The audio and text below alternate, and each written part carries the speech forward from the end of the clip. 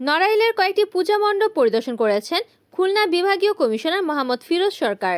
১ September বুধবার দুপুরে তিনি জেলা প্রশাসন ও পুলিশ প্রশাসনের ঊর্ধ্বতন কর্মকর্তাদের সাথে নিয়ে নড়াইল শহরের বিভিন্ন গুরুত্বপূর্ণ পূজা মণ্ডপ ঘুরে দেখেন এবং সংশ্লিষ্টদের সাথে কথা বলেন। পরিদর্শনকালে বিভাগীয় কমিশনার মণ্ডপগুলোর অবকাঠামো, ভক্ত ও দর্শনার্থীদের আগমন এবং আইন শৃঙ্খলা রক্ষাকারী বাহিনীর নেওয়া নিরাপত্তা ব্যবস্থা পর্যবেক্ষণ করেন। তিনি জেলা প্রশাসনের প্রস্তুতিতে সন্তোষ প্রকাশ করেন।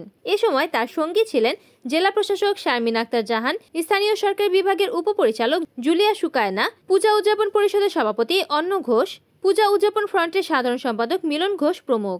এ সময় তিনি বলেন, সম্প্রীতি এবং জাতি গোষ্ঠী নির্বিশেষে সবাই মিলেমিশে যার যার ধর্ম পালন করছে, কারো প্রতি কারো কোনো বিদ্বেষ নেই, সবাই সহানুভূতি প্রকাশ করছে যার যার ধর্মীয় উৎসবের সময়, এবং এটি যুগ যুগ ধরে চলবে আশা করছি। ইনশাআল্লাহ নড়াইলবাসী বা তথা সারা বাংলাদেশে এই ধরনের সম্প্রীতি বজায় থাকুক।